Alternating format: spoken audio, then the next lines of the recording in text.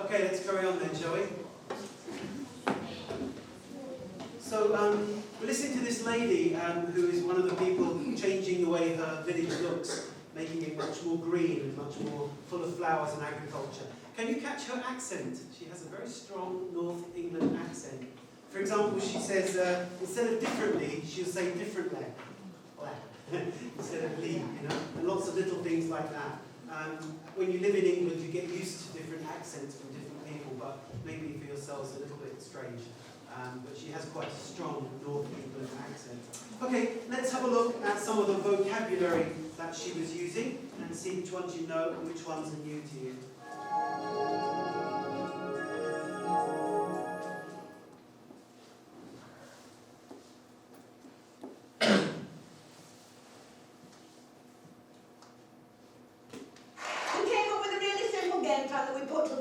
We did not consult, we did not write a report.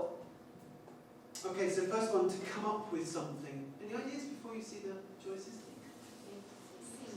Yeah, good, well done. Think of something, yeah. So it's to, she thought of something. Like thinking of an idea, come up with an idea. Good. People are ready and respond to the story of food. Okay, to respond to something. Any ideas? Respond to. It's sort of to answer, yeah, or to give some feedback, to reply, if you like. Let's have a look at the options. Which one? A, B? B, yes, to have a positive reaction to. Reply, respond, reaction, these are all go back. Do it again. And since we had that meeting 3.5 years ago, it's been a heck of a roller coaster. Now, a roller coaster, you know, like in Daguan, is like a ride which you go, ooh, ooh. But clearly she's not talking about a real roller coaster. So, any ideas what a roller coaster journey is, or a heck of a roller coaster? Any ideas? I think we talked about it with one of the speeches earlier, where you said, my son was so cute, and then he was so fat. And then he was so untidy, and then I love him really. And it's like up and down, up and down, and up and down. So it's a journey that has good and bad, positive and negative, ups and downs. Let's see what the options are. Ah, there we are. So an up and down journey, good and bad, positive and negative, happy and sad, so on. Number 4. 49% of all food traders in that town said that their bottom line had increased because of what we were actually doing. Now this one's a little difficult. Bottom line. Bottom line. Let's see what the options are. A or B? It's B. B. Where does it come from? If you are writing the money for your business, you write down all the things you have to pay for. That's one number. All the money that you get is another number. And one take away the other tells you your profit, how much money you've made, yeah, how much extra money you've got, and that goes under a line. So the bottom line is how much money you make, how much extra money, how much profit you're making. So it's the money that they make, the extra money, the profit. So it's B.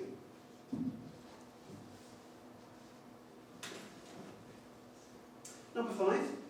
Now, none of this is rocket science. It certainly is not clever, and it's not original.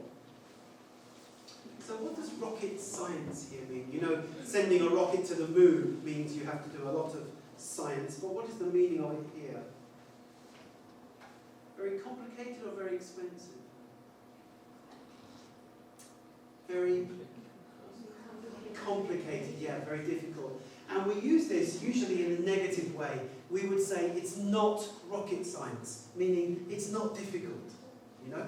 Like this morning when I came into my son's bedroom, he's very sleepy, and he said, oh, I don't know how to put my clothes on this morning, I'm so sleepy. And I said, come on, it's not rocket science, meaning it's not difficult, one leg, it's not rocket science, right? So not rocket science is how we usually use it, meaning, come on, it's easy, it's not that difficult.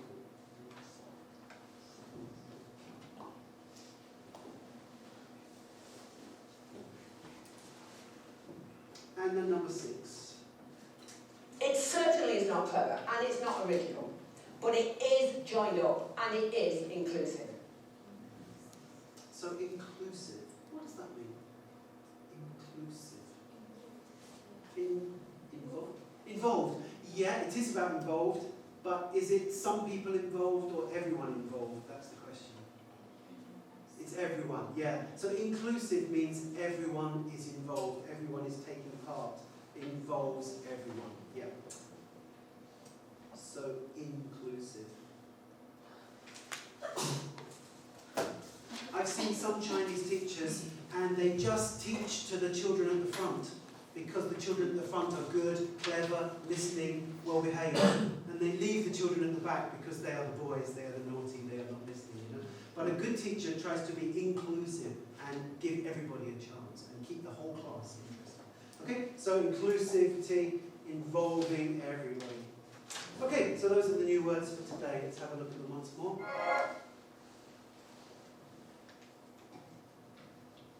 So we've looked at to come up with something, to think of something, to have a new idea, to respond to give feedback to, answer something. A roller coaster, something which has up and down, good and bad, happy and sad, and so on. Bottom line is how much money you make, how much money your business is making as a profit. And then rocket science, something difficult. So not rocket science means, it's easy. It's easy. It's not that difficult. And finally, inclusive, involving everybody, including everybody. Okay, and today we're looking at the skill of being straightforward, being clear, being honest, and being natural. First thing is keeping ideas and language simple, not including jargon, we've used that word before, or anything that's particularly difficult for people to understand. So keeping your language simple, keeping the ideas simple for everybody to know. Next one, avoid exaggerating your claims. Exaggerating means making your ideas more than they really are, or bigger than they really are. So for example, well, she says 49% of businessmen saw their bottom line increasing. She says 49%. She could have said half.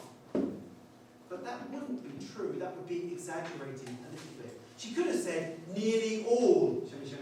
That would be exaggerating a lot. Because 49% is not nearly all, you know.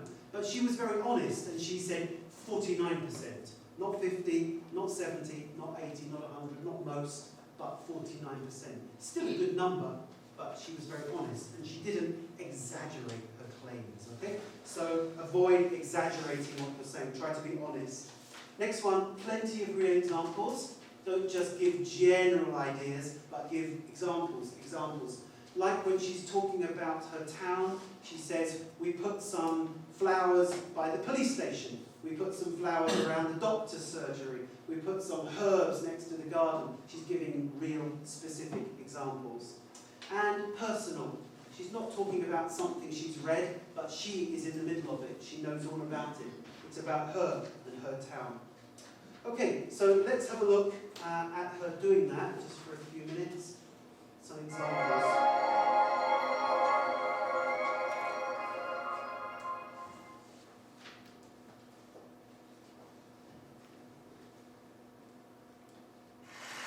The will to live life differently can start in some of the most unusual places.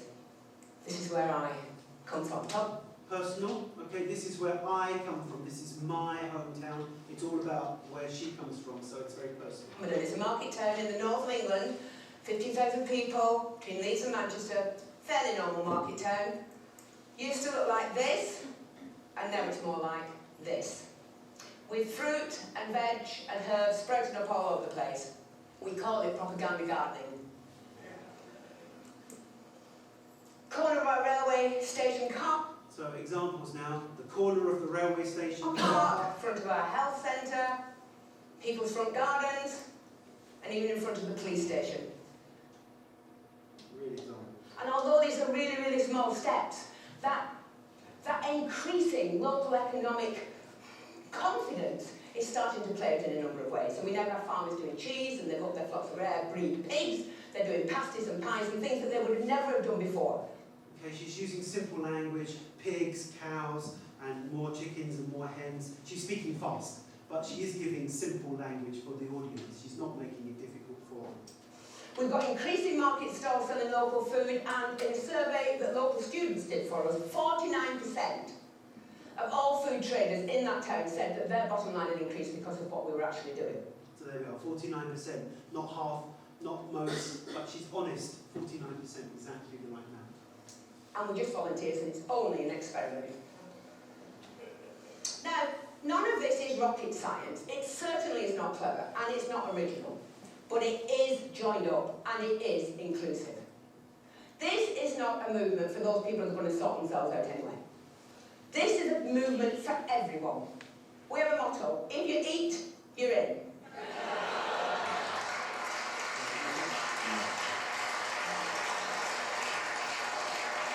Across age, across income, across culture. Okay, so a nice example there of being straightforward, honest and clear with your audience. Okay, so much for the TED Talk. Let's move on now. Oh. Okay, and let's start with a review. Last week we talked about two types of presentation: an informative presentation and a persuasive presentation. Which one did we concentrate on last week? I can't remember. It's a whole week. It was this one, all right? Last week we talked about an informative presentation, particularly an academic presentation, giving a talk about your research or about your subject to other people who are in education. So the example here we looked at last week was an academic presentation. This week we're going to concentrate on the other one, persuasive presentation. Do you remember the difference? This one is giving people information, giving them knowledge, helping them to understand something. But this one, persuasive, is trying to change their mind, trying to make them make a decision, trying to give them a new idea to think about, and so on. All right? And the examples we can look at today are a business presentation and a sales presentation. We're going to concentrate on this one in today's lesson, and you'll have a look at that one for homework. I don't think this one is so useful to you, because I don't think you will do speeches trying to sell dongxi. Not yet. Maybe when you are older, perhaps one day. But this one is more useful perhaps, and certainly this one will be definitely useful. This business presentation, this is where you're giving a speech not to strangers, but to people in your company, people in your business, people you know, in our case, people in your class, all right? But you're trying to persuade them to think about something differently, or change their mind, or believe what you say. You're trying to change their mind about something. But they're people you know, and so it's a little bit less stressful. Sales presentation is when you give a speech to people you don't know, maybe from other companies. You're trying to sell them something, or you're trying to get them to choose your company to do something. All right? So you're trying to sell. That's quite difficult and quite specific. But this one I think is more useful to us. So today we're going to have a look at business presentations. This is where you're selling ideas, really. You're selling your idea. Now this one is where you're selling products and things, all right? So selling ideas maybe is more useful for you guys. So we'll look at this one, business presentation. First of all, we need to think about who are the audience and what do they want to hear. This is in page 73. So have a look at page 73 in your book. Page 73.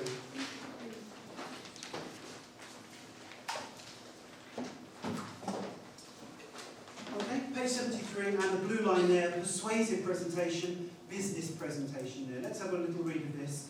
We're now going to make a further distinction between the business presentation and the sales presentation. Why? Well, it's true that both sales and business presentations are selling something to an audience, but there is a difference between a presentation to a company management, so if you're giving a speech to the managers of your company or fellow workers, and a presentation to potential buyers, people who you want to sell something to. There's a difference there. Your presentation to company management is normally to friends, colleagues, other workers who you know. You're persuading them to buy your ideas. You're persuading them to join you, or to agree with you, or to to do what you say, and you're not selling a product. In most cases, you'll be informing them too about some aspect of the company, and this will involve some persuasion. But it's not what's generally called a hard sell, which is when you're selling stuff. I want you to buy my all right? The business presentation is one of the most important ways that your company values and brands are sustained and communicated to the company members. However, sales presentations can have a different audience, but they are basically persuasive presentations. You're trying to sell something to somebody. So we're not going to look at that one. You can have a look for homework on that one. Let's start with the business presentation. The business presentation is often directed to company members themselves, such as other managers or the board of directors. So it's a speech to other workers or to your leaders or to people in your company, or in our case, people in your class, teachers, things like that. All right? What does the audience want to hear? Well, the audience is your starting point. Before you decide what you're going to say, you need to think about who is my audience. What do they want to hear? Okay? Maybe you want to say ABC, but they are not interested in ABC. They really want to know about DEF. Okay? Your job is to give them DEF. If that's what they need to hear, that's what you need to give them, even if you really want to talk about something else. All right? So the audience is the winner there. Remember that this is a persuasive presentation, so before you start putting together your talk and your slides, start thinking about who your audience is and what your audience wants to hear. So here we are. Who are the audience? What do they want to hear? That's the key to your speech. It's not just what you want to tell them. All right? If you get told what to say, you have to say that. For example, do they really need to know about the details of your company structure? Well, no, they're in the company. They don't need to know that.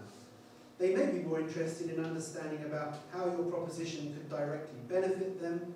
So always think about the key things you want your audience to remember. Don't waste their time or yours. Remember, in business, time is money. So that's the first thing. Think about who you're talking to and what is it they really want to hear from you. That's the first thing. The second thing here are 3 common audience mistakes. All right?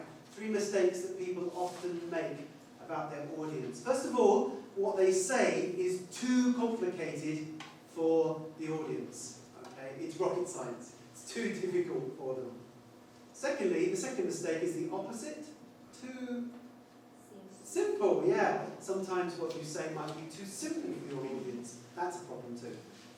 And finally, maybe your talk is not organised and you look unprofessional. You look foolish because things are not ready, not prepared, and you are, oh my God, where's my USB? Oh no, the PPT, oh no, and so on, all right? So you need to make sure you speak at the right level, not too difficult, not too easy, and that you are ready and prepared and organised and professional. Let's have a look at these. This is on page 75. 75. Let me ask a few people to read this for us. So, Veronica, Shooting, where are you? Shooting? Hey. Could you read the first one? Can you see that in the middle? Your talk is too complicated over the heads of the audience. Could you read that? Thanks. One of the most common mistakes in company presentation is having too much confusing information on slides that gather. Already carry too much information. A business presentation needs to be more direct and personal than an academic presentation. The language is generally simpler. Simpler, yeah. More simple. And you don't need to be so careful about committing yourself to your own message.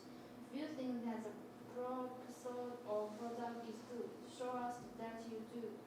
Just because you know how your industry works, don't assume that your audience does.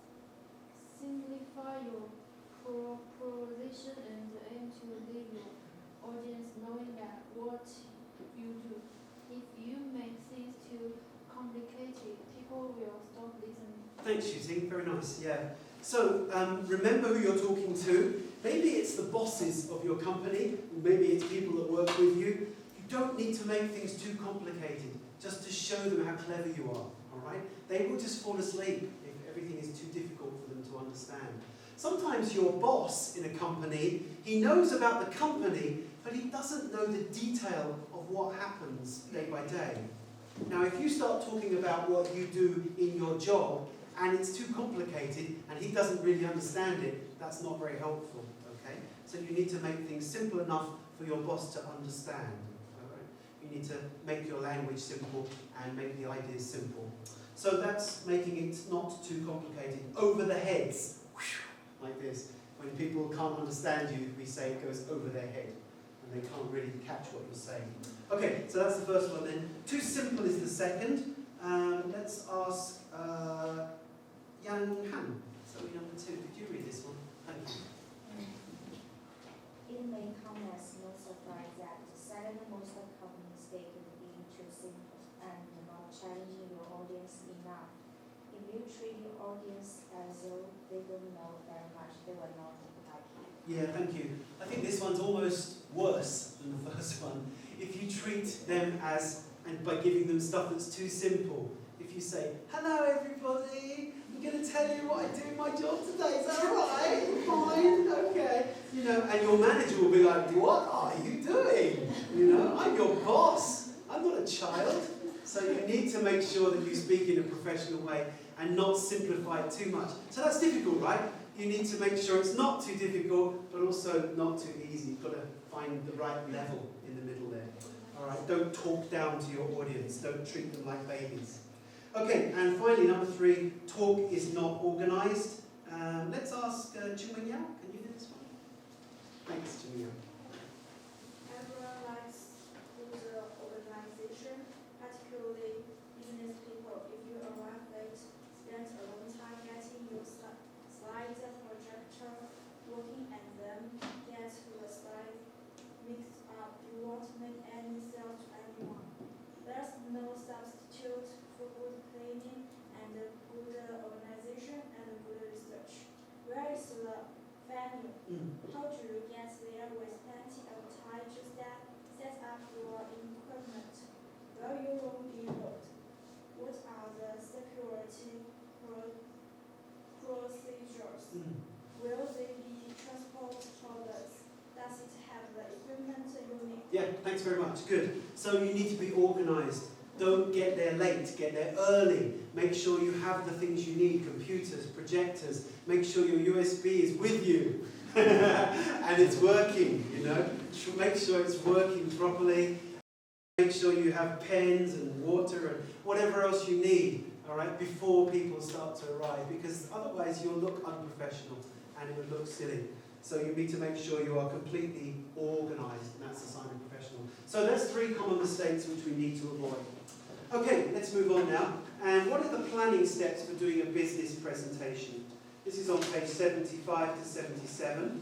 First, we're going to define the brief, and then there's the planning steps, and finally, writing the presentation and the visual aids. Let's look at page 75 for this.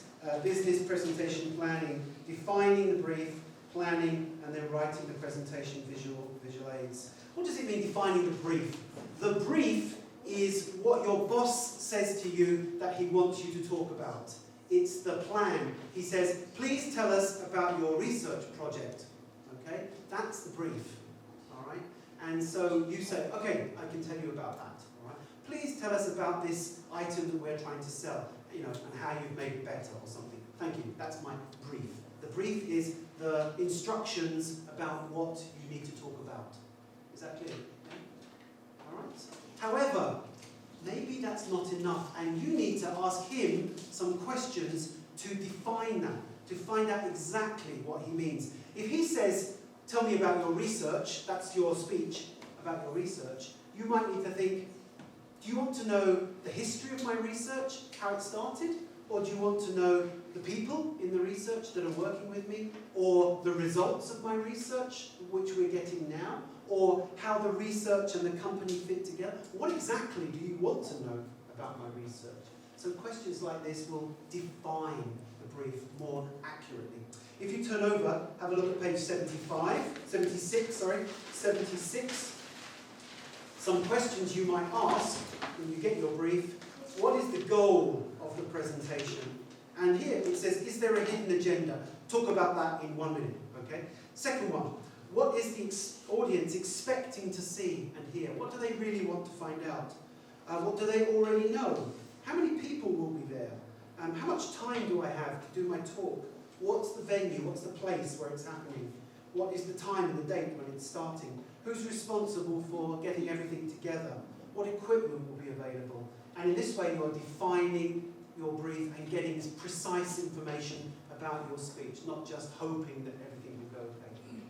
This hidden agenda is an interesting one. Put it up here. A hidden agenda, sometimes you may be asked to give a speech, but the person asking you has another reason for asking you, which is a secret reason. Right? When I ask you guys to do a speech up here, week by week, and I ask you to talk about something that you're passionate about, remember? That was your speech brief, if you like. I ask you to talk about something you're passionate about, but me, the person asking, I don't care, really. I'm not interested in what you say. Sometimes it's interesting, but that's not my thing. I have a hidden agenda. My hidden agenda is I want to hear you speaking. I want to see you do a PPT. I want to find out your presentation skills. I'm really interested in what you do, not what you're saying. Do you understand? Yeah? So my hidden agenda is this student a good speech maker, a good presenter? Yeah? What they're saying, nah, it's not, you know, it's interesting, but it's not my main purpose. I have a hidden agenda, a hidden secret reason for asking. And there might be some hidden agendas that you get asked. Look at this here, possible hidden agendas, page 76. Number one, it might be a test of your personal skills. So your boss might be asking you to do the speech, not for the content, but to see if you are good at giving speeches. Yeah? What's your skills at giving speeches? Number two, it might be wanting to see if you can present a good image for the company. Do you look smart? Do you speak clearly? Do you have a good manner? Are you connecting with people? Do you have a good eye contact and so on? Or number three, there might be more than one aim. It might be that he wants you to show how you can sell something, but also how you can connect with people. It might be more than one reason for you to do the speech. Or number four, it might be that some people in your audience are from another company and they don't want you to succeed. They want you to do a bad speech.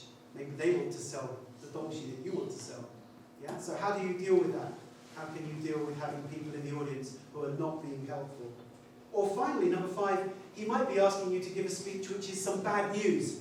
And he wants you to deliver the bad news because he doesn't want to. Maybe some people are losing their jobs. And the boss says, I want you to give a speech about the people losing their jobs.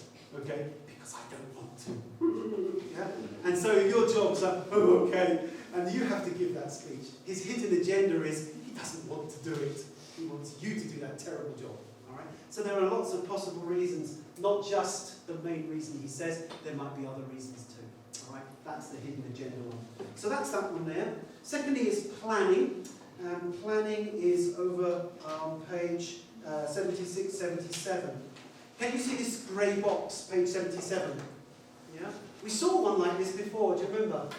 Page 70, there was one. Almost the same. Page 70, do you remember? Yeah? Page 70, we did this one. This was for the informative presentation, page 70.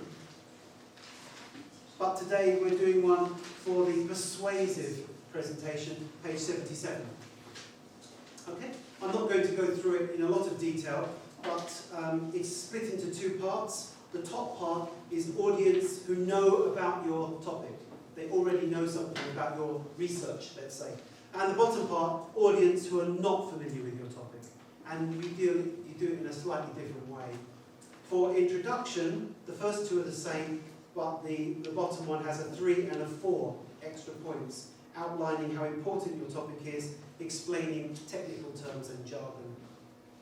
For the main body, the top and the bottom are the same, except, number 1, at the top give brief background, a little background, at the bottom give a lot of background, full background. Yeah, you see the difference there? And then number 3, at the top, focus on new information, because they know stuff already.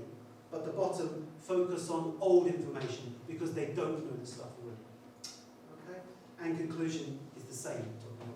You can have a look at that later. But that's the planning part for your main speech, an introduction, a main body, and a conclusion.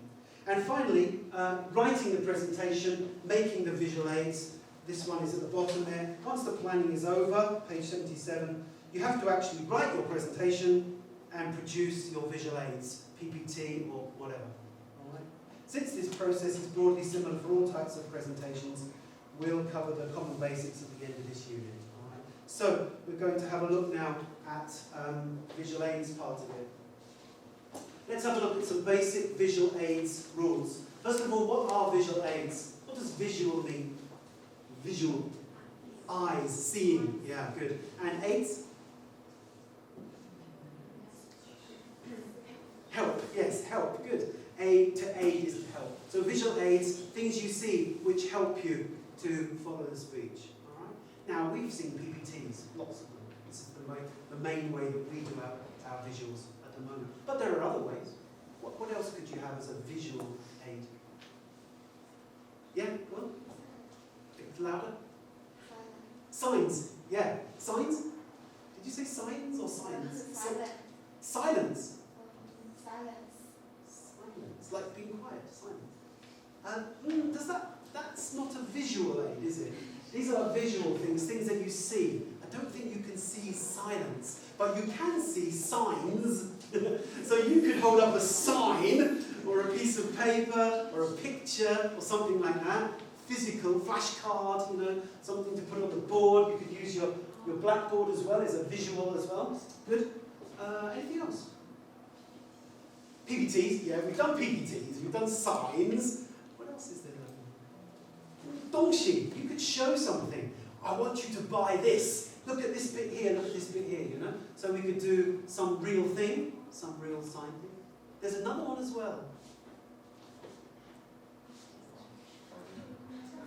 Yourself, yeah, yourself is also a visual aid. And your body language and your movement are visuals as well. So when you want to show something is very important, or when you want to give people a way through the structure of your speech, or whether you want to, show how sad or happy you are, and so on. All right. So, and there are others too, others as well, maps and slides and things like that. But let's have a look at some rules for these then. First of all, use your visual aids in moderation. Moderation. That means not too many.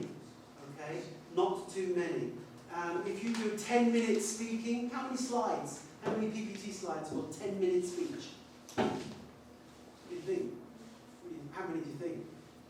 If you have a 10-minute speech, how many PPT slides do you think? Chop them. 5? 10? 20? 100? No? Yes? I don't know. It depends. Catching plant depends. But maybe not less than 5. More than 5. Maybe not more than 20. Yeah, 15 or 20 is probably enough. Yeah. So 5 to 15, 5 to 20 is about right, I think. Okay. So don't go crazy. Right? Don't have 100 slides. People will not listen to you just from looking at the slides. Next one, make sure that your pictures and your words on the PPT or the visual aids support what you say. All right? They are not the same as what you say. You say a lot, but you only have a little here. But it must be a connection. You must make sure they are following what you say. Next one, simple. Don't make them too difficult. If people are sitting there trying to work out your PPT, they're not listening to you. All right? They should be like, oh yeah, okay, listen, listen, listen. Oh yeah, listen, listen, listen. It should be very, very quick and easy to understand. Number 4, not too much colour. Don't go crazy on the colours. All right? Now my PPT here has got colours, but it's not crazy. The red is always red at the top there. That's a title. This one, these little subtitles are always green, and I've always got blue here, and a black down there telling you about. It's always the same, it's consistent, it doesn't change. So I'm not going with crazy colours all over, but be careful about colours, and don't read from your visuals. So don't say, okay, the first thing I want to talk about is, because people can't hear you, they can't see you, it's lazy.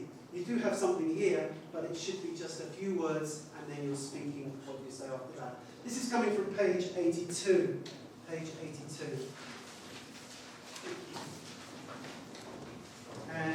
see there, basic rules for effective visuals. Use them in moderation. Make sure they support your message. Keep them simple. And it says, for keep it simple, it says, word chart, words should contain no more than 5 lines. So 5 sentences on your PPT. And no more than 5 words per line. I've got 1, 2, 3, 4, 5, a little bit more than 5. And here, a little bit more than 5 words sometimes. But you can get the idea. Don't have long sentences and don't have 10 sentences. It should be 5 sentences maximum, chapter, and 5 words in each sentence, chapter. Alright? So that's what you're looking for there. And then don't use too much colour. Be consistent, it says there. And then never read from your visuals. Okay. And finally, you are the most important visual. Okay, so make sure what you do is also consistent with what you want to say. Some presentation suggestions, finally, and this is from page 83. Look at 83, yeah. So presentation suggestions. First of all, start positively. We did this for homework, remember, last week. Make sure your first sentence or 2 are interesting, fascinating, shocking, funny, something. All right? If you just say, hello everybody, I'm going to be talking about the production of our first companies, everyone's asleep. All right? So start with something positive, wake people up, make them interested, grab their attention. Okay? Secondly, enthusiasm and energy. This means that your body is walking around, your arms are moving, your face is making things like smiling, you're making eye contact, you are working hard to connect with your audience, not just standing there like this, yeah, which is not full of energy. So keep the enthusiasm and the energy going, show some passion. And if you're selling something, you need to be passionate about what you're saying, whether it's a dongxi or whether it's your ideas. You need to let people know you really mean it, you're really interested, you really want to do it. Okay? So enthusiasm and energy. Posture means how you're standing, and appearance. Make sure your clothes are suitable, professional looking, not crazy clothes with strange words on them or something like that. Okay? And make sure you are standing up straight and using your hands appropriately with your posture. Not like this, or not like this, or whatever. Right? So that's number 3. Number 4, varying your voice pattern.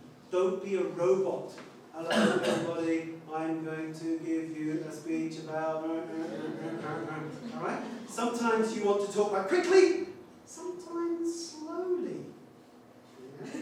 Sometimes quite loudly, sometimes quietly. And don't forget pauses, where you stop talking for a second and everybody's like, what? And you've got their, catch their attention, right? So varying your voice pattern. Also, some people might ask you questions afterwards. Make sure you know what you're talking about. Make sure your knowledge is deep and you can answer those questions. Guess what questions they're going to ask so that you have answers ready if they do. Yeah? And also, some people might disagree with you. They might say, you said this, but I don't agree. So you need to be ready for that and get ready to give your point of view and not get all like, oh, sorry, You've got to get ready for somebody who disagrees with you. Finally, this is a difficult one, but try to end with an emotional appeal. Try to make people feel passionately about it. Try to give a sort of, come on, let's do this together, or something like that at the end. That's a difficult one. These are all coming from page 83, and you can see them written down there, so you can have a look later. Okay, folks, homework today, please, is to talk about the other persuasive one, which is perhaps not so useful for you, but you can read it by yourself. So page 77 to 81 on sales presentations. All right, and that's the homework for today. Now, just to tell you, next week I'm going to tell you what your final exam is going to be and help you to prepare your final exam. And then next week will be the first week of exams, and then after that another week of exams. You'll do half on the first week and half on the second week, because there's too many in this class to do them in 1 week. Okay? So next week I will tell you all about the final exam. Half of you do it the following week, and half of you the week after that. Alright, so that you know what's coming. But I'll tell you all about that next week. Okay, thanks for coming. See you next week.